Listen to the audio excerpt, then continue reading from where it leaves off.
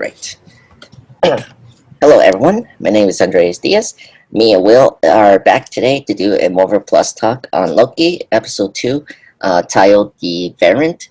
Of course, uh, this is the second episode of Loki for this weekend. And so, Will, let me ask you something. So far, what's your feelings on this show and what you thought about this episode? I'm really enjoying the show so far. Mm. I think there's a lot of fun like time travel stuff in it. Tom Hiddleston as Loki is always good. His chemistry with Owen Wilson is like continuing to like grow and Yeah. just like be really entertaining. So I'm really liking it. Yeah, me too as well. I think this one, I think episode 2 was a much better episode over episode 1.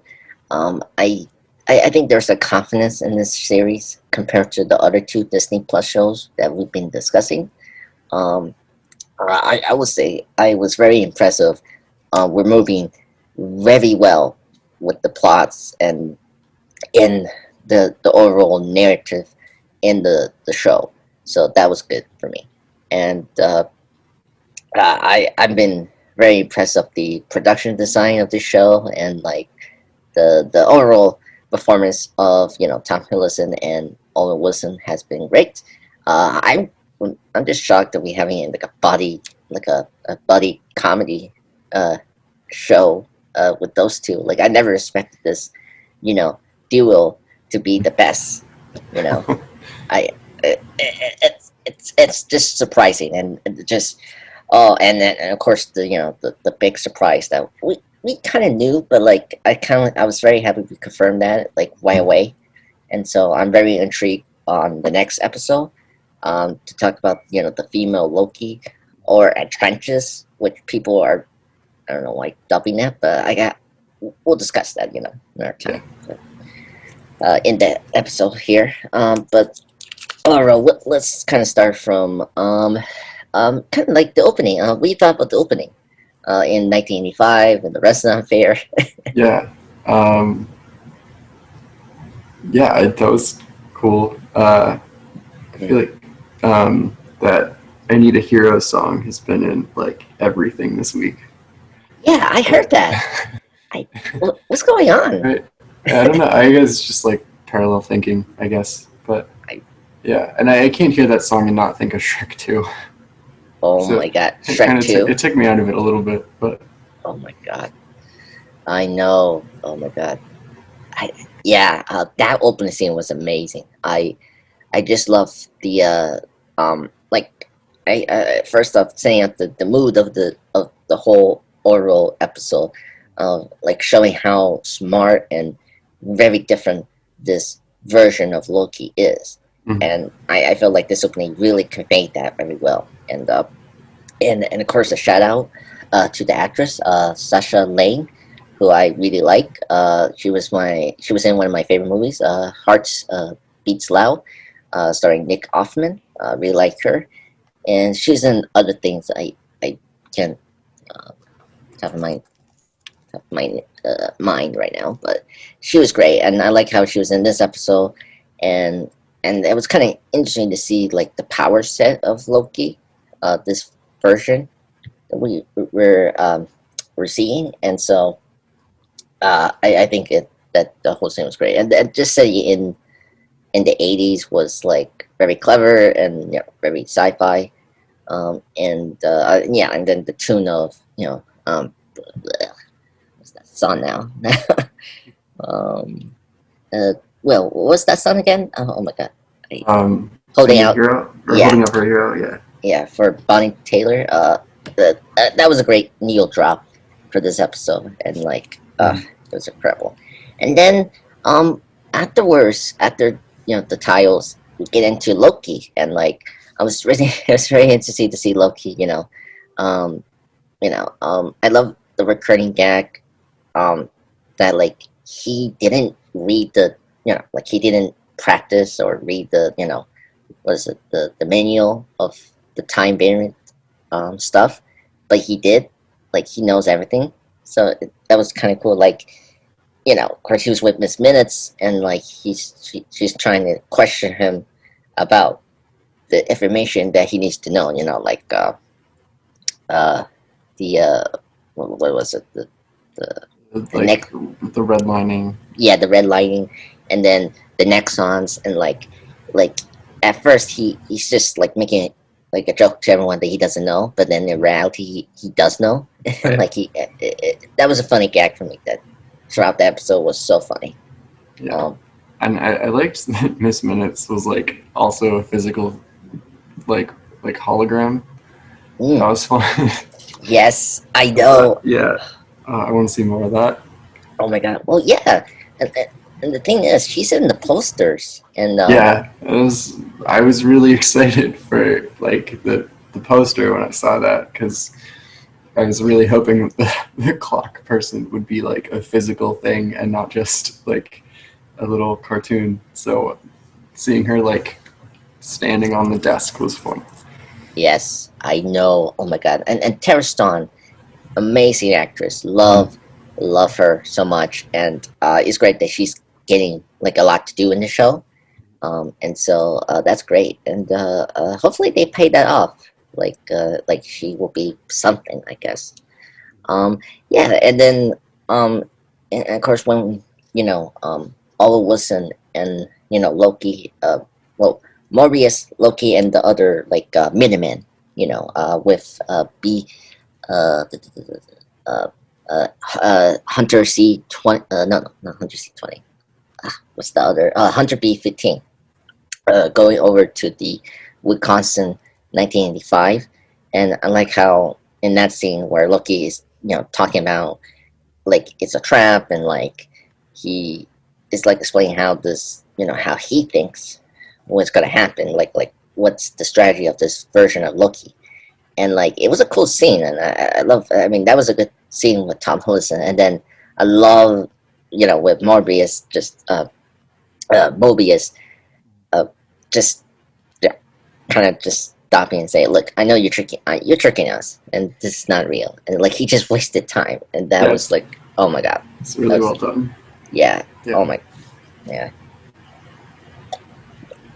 yeah, and oh my god, and then um oh my god, and then like and then afterwards we get a very interesting scene talking with Mobius talking to his boss, uh, Reverend Rain Sailor, the judge Yeah. from episode one, and it was a very interesting conversation, and like and her office was very interesting. We have of course the three timekeepers, as statues, and then we see artifacts that she has, and like it was very interesting. Like, and then the one thing that was kind of interesting that everyone is kind of curious about is the pen that she gave to Mobius to sign the case stuff that happened that day, and like he said he didn't receive that, and so first off, you think there's any like setup with the pen and stuff like that,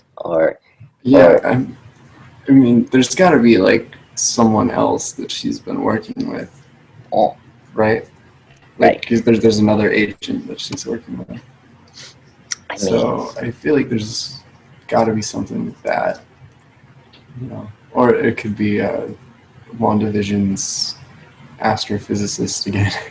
oh my god, It's yeah, just like nothing. yeah, Um, yeah. Well, I mean, I I think now it could be more legit because of what happened towards the end of the episode. yeah, Like, no, I think this has more of a chance of being something yeah, because it felt like they were deliberately setting it up, like they had Mobius mention it a few times in the scene. yeah, yeah, and of course her character is actually interesting. She's actually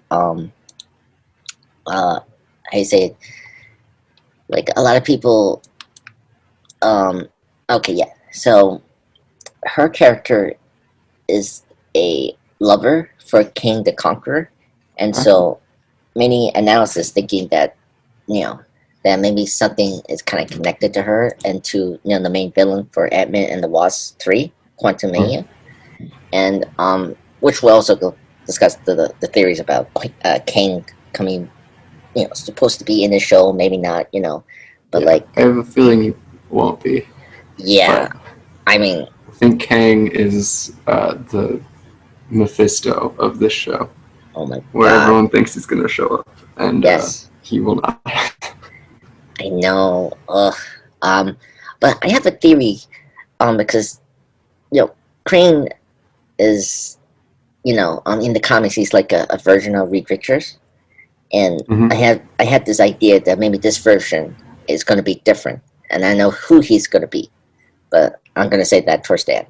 But because yeah, and so it's no convenience that she's here. The fact that we're going to set up Kane and and the multiverse stuff here. Mm-hmm. So I'm very curious, and I mean we could have a post credit scene of her meeting the Conqueror soon. Mm-hmm.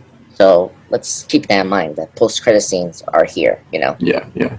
So And unlike Mephisto, Kang actually has an actor, so uh-huh. I guess it's a little more likely. Yeah, it's a little more I don't know. likely. Yeah. I think we shouldn't just like assume that it will happen. I Yeah. think No. we should. It's a I'm. possibility, but it's not like. Yeah. I mean, she doesn't have to see him physically. Mm-hmm. She could just easily call him, and like Right. that's it. And like we Yeah. get some of the idea.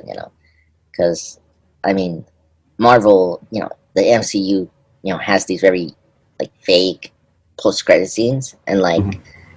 and it's a lot of, like digging and analysis about what's going to be the next film, and what's going to be the next Disney Plus now. But anyway, yeah, I really like that scene, and like and it was kind of like an in-swing like a on par on Mobius and the Judge, and I felt like they really had chemistry, and it's like she likes Mobius, and like Mobius likes her, and it's kind of interesting how their friendship or relationship is going to develop in the series. Um, After the second episode here, and then of course we get Loki waiting for him coming, getting out of the office, and then I like the conversation they have. I try to figure out, is this afterwards they sit down in the cafeteria and they had their discussion about the jet ski. Mm-hmm. Yeah. Oh my god, great scene, and probably the like most like what was it like um uh philosophical talk about reality, free will, and like and then just being a funny conversation about jet ski is like, oh my god, and that was my favorite scene from Owen Wilson as an actor. I just Mm-hmm. felt like he saw that so perfectly. Yeah. What do you think about that scene? Yeah, I really liked the idea of like a time fugitive hiding out in apocalypses. I thought that was a really Yes. clever idea. uh, And then I really liked Loki's description and how he like Use the salad. he ruined the Yes. salad to explain it when he did not have to. And that felt very like mischievous. Well, and it's one of the best ways to do exposition. Mm-hmm. Like I like it was a funny, entertaining scene, Right. and not a dull and boring scene. Right. If It you wasn't have just someone like spouting exactly, science fiction babble at you. Yeah. yeah, like if you have a scene with the actors, doing these like science, explanation, and if you don't have the right like rhythm and like Mm-hmm. energy, you're gonna completely lose your audience completely. And like with this scene, with the salad scene of Loki explaining about that his version is hiding somewhere that like the time variants are not picking up. It's a great scene, but also it's a funny scene. Seeing how this Loki is so you know, theatrical and like very centric, you know, and like full of himself, you know, as we see him for the last 10 years, right? And it's such a great scene, and I think everyone from this show has done a really good job of handling these, you know, expositions and information because the MCU are like a hit and miss when they do their like expositions and stuff. Like I think like Thor: The Dark World is the worst one, and then second afterwards is like the Ant-Man films, which they're fine, but like when they do their science talk, it gets kind of like numb for me, and it's like Yeah, there's a good line in Ant-Man and the Wasp, where they're doing their like exposition dump, and Scott Lang says something along the lines of like, you can't just add quantum to something and make it make yes, sense. yeah, that's true. Yeah, at least that movies acknowledge that compared Yeah, to Thor. Yeah, they lampshaded it a little bit. yeah, exactly. But That was a great scene. I love that scene. That was funny. But yeah, that was a great scene from him and the Was, and Paul was great. And yeah, and then you know, piggyback here. I love how the next scene we go to Pompeii, mhm. and like they're testing out the theory, and then I love my way of Loki just, you know, disrupting like the time, and then it came true, and that was like it's such a great scene of, and oh my god, that's a great scene. Just them discovering that, you know, like it actually is true, the theory that she's hiding in an apocalypse, and so, or an apocalyptic event, you know. Mhm. Uh, so and it was there, and then we get like a couple great scenes of, you know, them investigating, and then I like how you say Mobius then thought about the bubble gum that he got Mhm. from I think Italy from the first episode or something like that. Yeah, Um, it might have been France. France, yeah, yeah, it was a Pacific town they were in, but Mhm. um, and like then they figure out, okay, if we find, you know, the factory or some area or time that they created for the bubble gum, that's where, you know, the buried Loki is at. Mhm. So we get that, and then Loki finds the restaurant. Um, yes, the 2050 Alabama hurricane. That's in another time where uh, that's where the variant is at. So everyone is pretty much going to the Roscon car. By the way, cool cutout for the Roscon company. Yeah, I love that they just keep popping up like in the background of Yes, a Marvel thing. Like I really want them. I think it's really going to pay off when they're like front and center because yes. they kind of were in like Cloak and Dagger, but no one Mm. watched that. And I think they were in Agent Carter season 2 as well. Yes. They were in Iron Man 3. Like Right, the oil rig at the end. yeah, yeah, Yeah, but and I want them to be like central to the plot because I know they're like a big like villainous corporation in the yeah, comics. yeah. I'm surprised they haven't done that yet. Yeah, Um, like I they were doing it with Agent Carter and Cloak. Cloak and Dagger, Yeah, but yeah, I want them. I want Marvel Studios to do something with them. yeah, yeah. Hopefully, I mean, they got a lot, you know, villains to Yeah, they got use. a lot to do. Yeah, so I hopefully they do it. I mean, it has to be in the right character. That's the Yeah, thing. I'm sure they'll do it eventually. Yeah. Yeah. Yeah. Yeah. Yeah. Yeah. It's very interesting when they have these references, and like sometimes it doesn't get paid off or not. So I'm very curious. I mean, it just could have been just like a very funny or like a cool Easter egg for the comic book fans, really. You know, Yeah, and I'm sure I that's what it was. It just there's been so many that I think I know. it's gonna be really fun when it like finally like pays off and they use it. Yeah.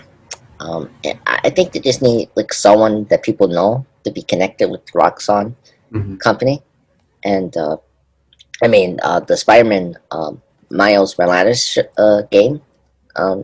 Was, Okay, yeah, used. I haven't played it yet because I don't have PS5. Oh, But okay. I mean, uh, you mentioned how Rexon are major villains. mhm, They're in that game, so but nice. I gotta leave that right there. Yeah, So you know, I really want to play it, and like I could get the PS4 version, but I want you know the I the want to high. have like the high quality experience.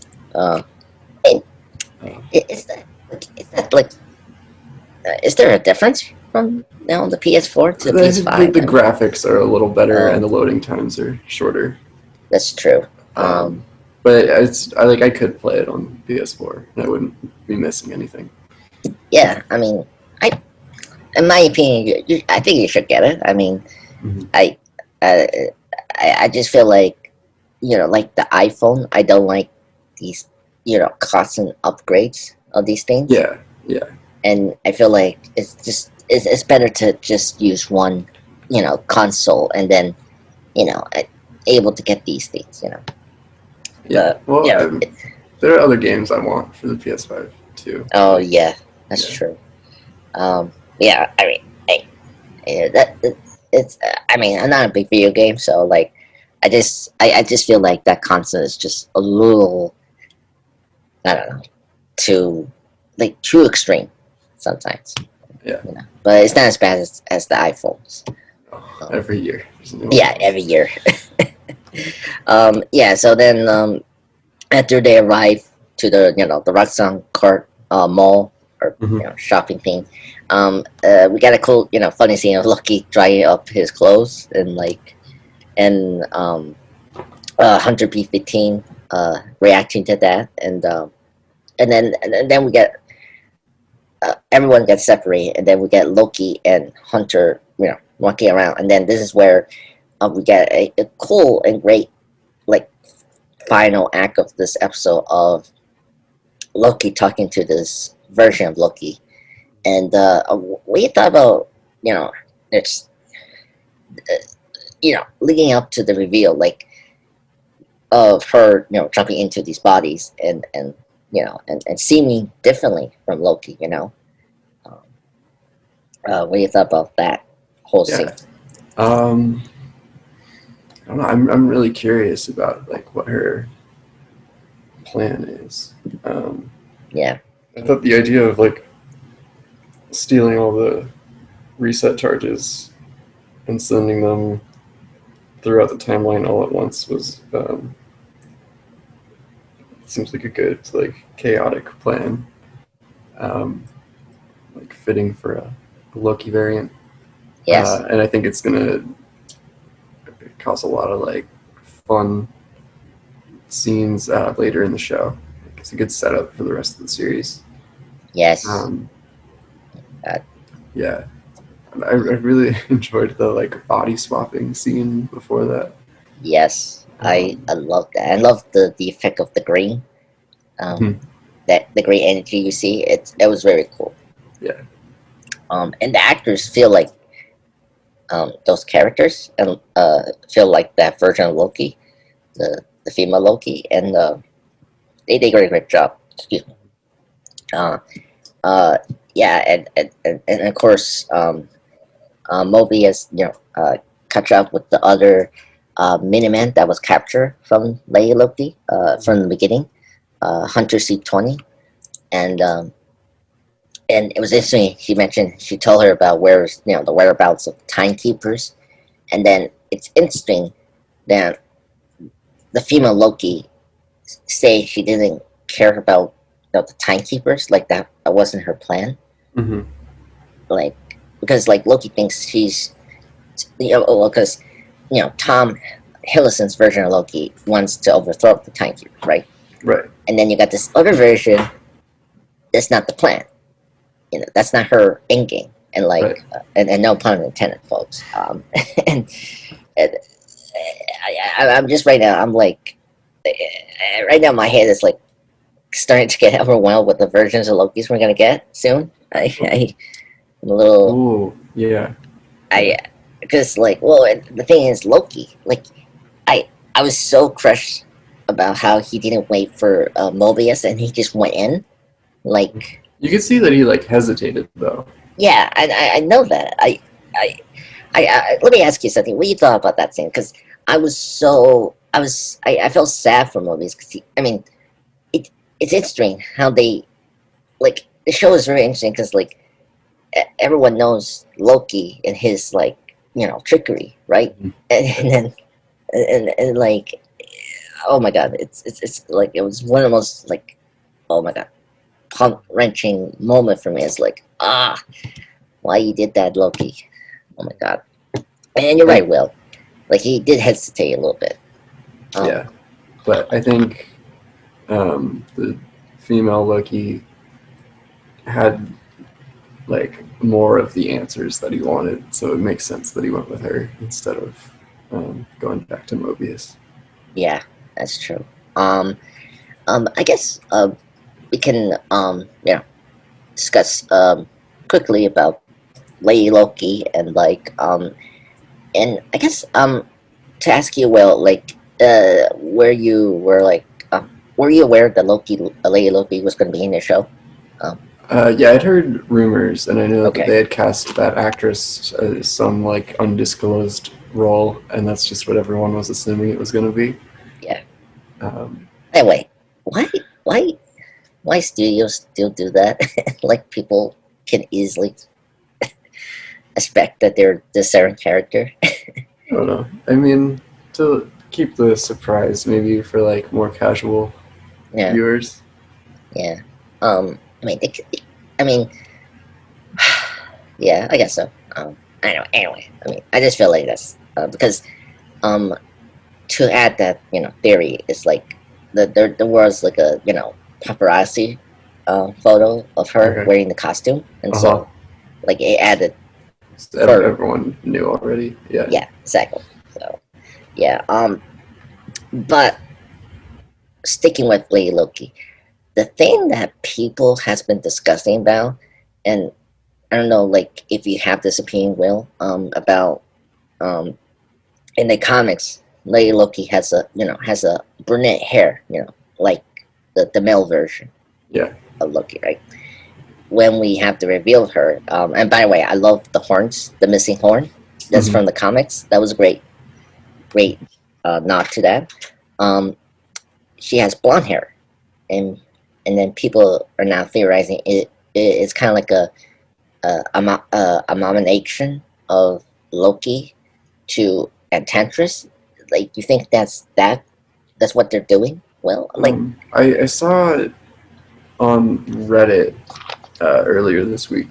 mhm, Someone had taken a screenshot of one of the papers that Loki had been reading at the TVA, okay, and it named one of the variants as I forget the name, but it was like um, Silva, something, yeah, Lafrey Civilian, daughter instead of Lafrey yeah. Um, and that's the name of Loki's daughter in the comics. Oh, okay, And she has pretended to be the Enchantress at certain points in the okay, comics. okay, So okay. it I might just just heard, be like an amalgamation of a bunch of different things. yeah, or tricksters, we have to Yeah. say, because well, I I mean, have you seen well, no, you see Avengers Earth Minus Heroes, and you thought Hmm. the The enchant, Enchantress. Yeah. yeah, in there was like a trickster or like more like a like female villain. Like I don't know, Yeah. She's like like definitely a villain, but she's got that like trickster okay, energy. Yeah. okay, okay, because I I was thinking in my head is like well, okay, how does a trenches it like is it I don't know. Yeah. I think it's gonna be uh, Lady Loki, but there's going to be inspiration from Mm, uh, the Enchantress. okay. I mean, okay, because I never thought about Enchantress. I mean, like, of course, of course, I like that character, and I was hoping to see her in one of the Thor films. Mm-hmm. Still and might, still might show up it, in the yeah, future. yeah. Yeah. And I was very surprised about people, like of the hair color, uh, Hmm. and I was like, I mean, that's the style they went to, and I thought it was good because it fit with the golden, horns that Loki wears every time, you Hmm. know, and show his like, his uh, his eccentric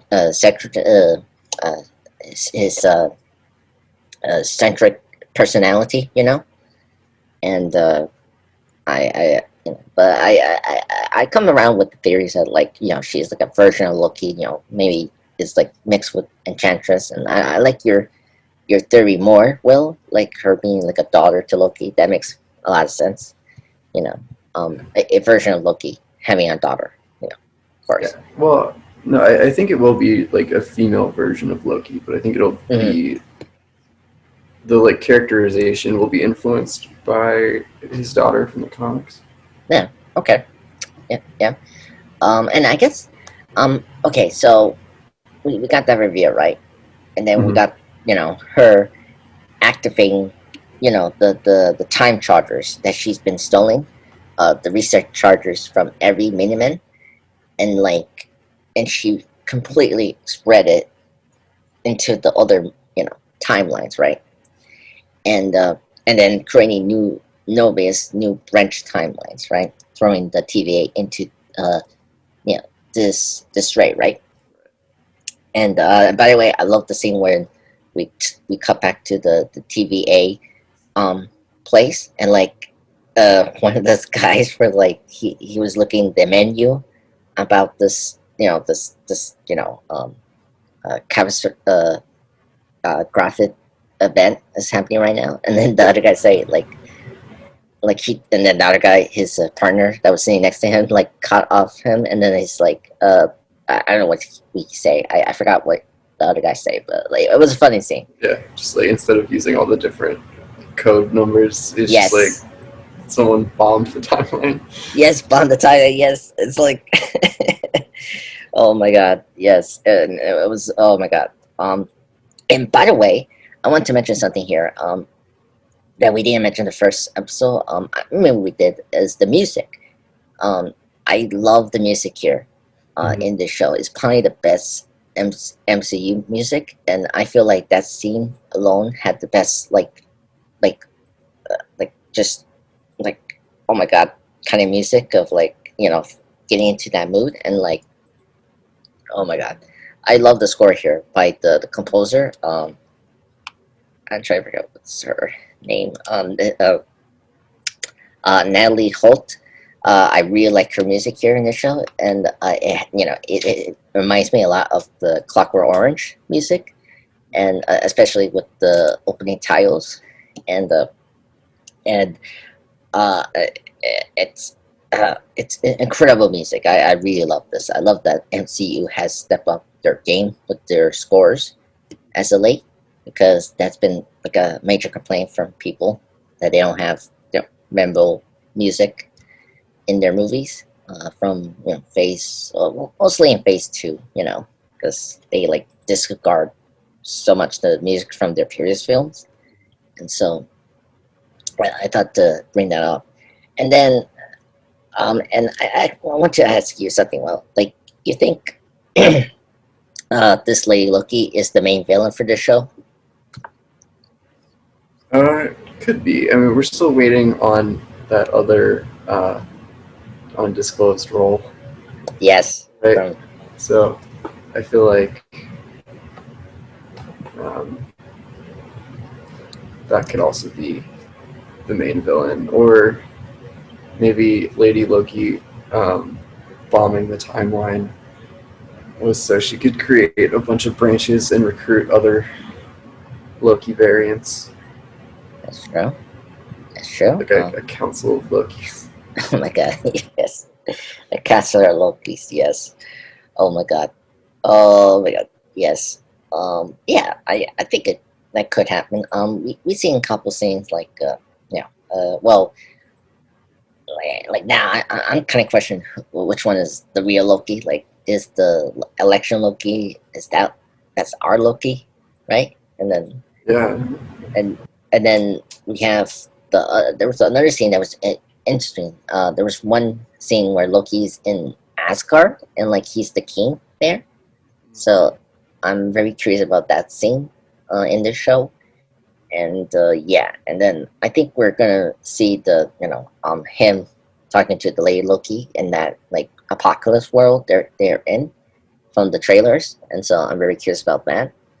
Um, yeah, I think uh, I I feel like um, Lady Loki could be the main threat, or maybe she reveals that maybe the Timekeepers is the villains of the show. Could be, yeah. Or Right? they'll frame it in a way where like having one timeline is bad, and there should be more like chaos, and then so the multiverse gets created. Mm, yeah. Yeah. And then I guess to wrap things up, yeah. There. Anything else you want to say about Lady Loki? Well, that we haven't mentioned that I'm maybe missing. I Um, Nothing that I can think of. We haven't seen too much of her yet. Yeah.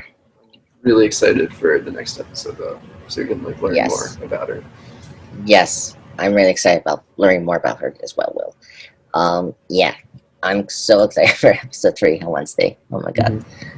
Mm-hmm. All right. Let's kind of get into things that were kind of interesting.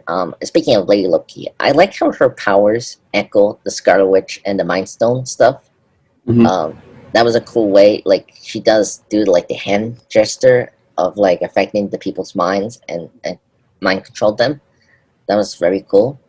Yeah, and similar to the power that Loki used in the Avengers. Yeah, exactly. And then also we haven't mentioned when before Loki and the Minutemen go to the Renaissance Fair, they first showed the various Loki that are in the timeline. Like we see, this version of Loki, Frost Giant Yeah. appearance because it's the Frost Giant, and then you got the other Lokis, Viking Loki. We got like a Hulk Loki, like Yep. a and uh, and then there was other Loki that was like he won like some tournament. I don't know. That was funny. So yeah, so we got that. Viking Loki is from the comics. He's in like in Mighty Thor Volume 3. So that was cool to see. And then another cool Easter egg is Dragonfly. And in the Renaissance Fair, you see like a fire and one of those like tents, and you see Dragonfly. She's another character that's from the comics in the X-Men universe. And then what else we got here? Oh, then the number 372 is a reference to the comics 1986 issue of Mighty Thor, where the TVA first appear. Um, oh, and the reception, the secretary girl that Mm-hmm. Loki talks to. Sometimes people are putting her together with the slot girl from Monster Inc. Um, the slot Yeah, creature. yeah, I mean, I don't like. She doesn't have a grassy voice like that yeah, character. and the glasses. Oh my god, yes, the glasses. Um, yeah, and then another cool thing was Ragnarok gets mentioned again, and you see Loki's reaction to it, and like that was another great scene, and the music as well. We hear like the Asgard theme coming back, and like just seeing his reaction to it. Um, and what else we get here? Uh, I think that's it. Oh, and speaking of uh, the timeline charters, we got very interesting locations that the Lady Loki put them in. We got a mention of Titan.